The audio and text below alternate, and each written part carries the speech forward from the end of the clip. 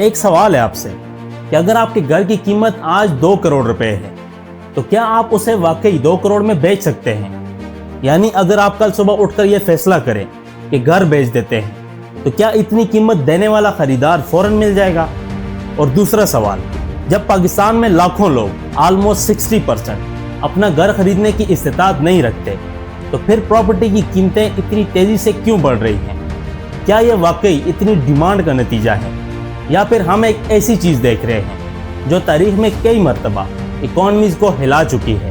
یہ صرف مہنگی ہوتی ہوئی پراپرٹی کی کہانی نہیں ہے، یہ اس فینومینا کی بات ہے جسے معاشی زبان میں ریل اسٹیٹ ببل کہا جاتا ہے۔ کچھ ماہرین اور مارکیٹ آبزرورز کے مطابق پاکستان کے پراپرٹی سیکٹر میں بھی ایسی علامات نظر آتی ہیں جنہیں ببل کے ممکنہ اشارے سمجھا جاتا ہے، لیکن اس موضوع پر کھل کر بات کم ہی ہوتی ہے۔ نہ میڈیا میں اس پر گہری بحث نظر آتی ہے، نہ پالیسی میکنگ کے مرکز میں، اور خاص طور پر جن لوگوں کی باری رقم اس مارکیٹ میں لگی ہوئی ہے ان کے لیے بھی یہ ایک حساس موضوع ہے۔ تو آج اسی کو سمجھنے کی کوشش کرتے ہیں۔ سب سے پہلے یہ سمجھنا ضروری ہے کہ ببل ہوتا کیا ہے۔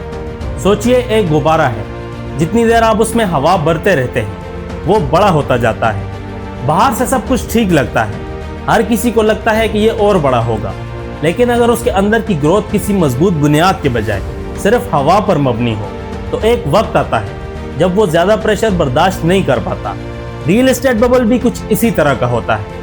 پراپرٹی کی قیمتیں اس حد تک بڑھنے لگتی ہیں کہ ان کا تعلق اصل ڈیمانڈ، انکم لیولز یا ہاؤسنگ کی ضرورت سے کم اور اسپیکولیٹو انویسٹمنٹ یعنی فیوچر میں مزید قیمت بڑھنے کی امید سے زیادہ ہو جاتا ہے۔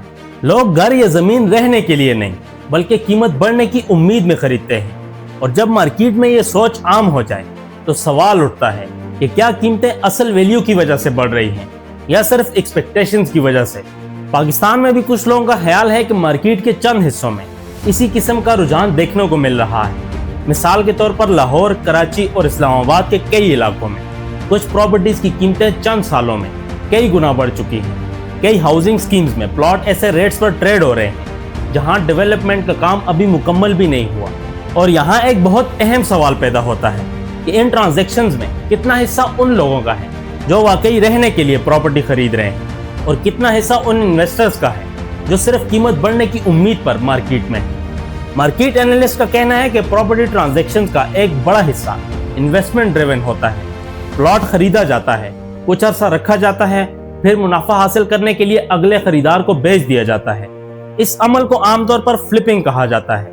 جب تک نئے خریدار آتے رہتے ہیں قیمتیں بڑھتی رہتی ہیں، لیکن اگر ڈیمانڈ سست پڑ جائے تو مارکیٹ پر دباؤ بڑھ سکتا ہے۔ یہ صورتحال اس لیے بھی اہم ہے کیونکہ پاکستان میں ریل اسٹیٹ کو صرف ہاؤسنگ نہیں بلکہ انویسٹمنٹ اور ویلتھ سٹوریج کے ذریعے کے طور پر بھی دیکھا جاتا ہے۔ بہت سی فیملیز اپنی عمر بھر کی بچت پراپرٹیز میں لگاتی ہیں۔ اس کے ساتھ ساتھ معاشی ماہرین مدت سے اس بات کی نشاندہی کرتے آئے ہیں کہ انڈاکومنٹڈ ویلتھ کا ایک حصہ بھی ریل اسٹیٹ سیکٹر کا رخ کرتا رہا ہے۔ اسی وجہ سے پراپرٹی مارکیٹ پاکستان کی اکانومی میں غیر معمولی اہمیت رکھتا ہے۔ لیکن اس کا اثر عام پاکستانی پر کیا پڑتا ہے؟ سوچئے ایک مڈل کلاس ملازم جو مہینے کی محدود آمدنی پر گزارا کرتا ہے اور اپنا گھر خریدنا چاہتا ہے۔ کئی شہروں میں پراپرٹی کی قیمتیں اتنی تیز رفتاری سے بڑھ رہی ہیں کہ گھر کی مالکانہ ملکیت اس کے لیے پہلے سے کہیں زیادہ مشکل ہو گئی ہے۔ ہاؤسنگ ایکسپرٹس کے مطابق پاکستان کو اب بھی لاکھوں ہاؤسنگ یونٹس کی کمی کا سامنا ہے۔ ایک طرف گھروں کی ضرورت موجود ہے جبکہ دوسری طرف کئی پلاٹس اور پراپرٹیز صرف انویسٹمنٹ کے طور پر ہولڈ کی جاتی ہیں اور ان پر تعمیر کا عمل شروع نہیں ہوتا، یعنی ہاؤسنگ کی اصل ضرورت اور انویسٹمنٹ ڈریون ڈیمانڈ کے درمیان ایک واضح فرق نظر آتا ہے۔ اب سوال یہ ہے کہ اگر مارکیٹ میں واقعی ببل موجود ہے تو کیا وہ کبھی ختم ہو سکتا ہے؟ اصل بات یہ ہے کہ کسی بھی ببل کا وقت اختتام پہلے سے یقینی طور پر بتانا ممکن نہیں ہوتا۔ دنیا بھر کی تاریخ یہی دکھاتی ہے کہ ببل اس وقت تک مضبوط نظر آتے ہیں جب تک مارکیٹ سینٹیمنٹس ان کے حق میں رہتے ہیں، لیکن کچھ انڈیکیٹرز ایسے ہوتے ہیں جو مارکیٹ کی رفتار میں تبدیلی کا اشارہ دیتے ہیں۔ مثال کے طور پر کچھ مارکیٹ پارٹیسپینٹس کے مطابق اوورسیز پاکستانیز کی انویسٹمنٹ ایکٹیویٹی پہلے کے مقابلے میں سست ہوئی ہے۔ کچھ ہاؤسنگ پروجیکٹس میں ڈیمانڈ کی رفتار کم نظر آتی ہے اور کنسٹرکشن کاسٹ میں اضافہ ڈیولپرز کے لیے نئے پروجیکٹس کو مشکل بنا رہا ہے۔ یہ تمام فیکٹرز مارکیٹ کے مستقبل پر اثر انداز ہو سکتے ہیں، اگرچہ ان کا نتیجہ کیا نکلے گا اس کا فیصلہ وقت ہی کرے گا۔ آخر میں بات صرف پراپرٹی کی قیمت کی نہیں، بات یہ ہے کہ کیا ریئل اسٹیٹ سیکٹر اصل ہاؤسنگ نیڈز کو پورا کر رہا ہے یا زیادہ تر اسپیکولیٹو انویسٹمنٹ کا مرکز بن چکا ہے۔ اگر ہاؤسنگ عام شہری کی دسترس سے باہر ہوتی چلی جائے تو یہ صرف اکنامک ایشو نہیں رہتا، یہ ایک سوشل چیلنج بھی بن جاتا ہے۔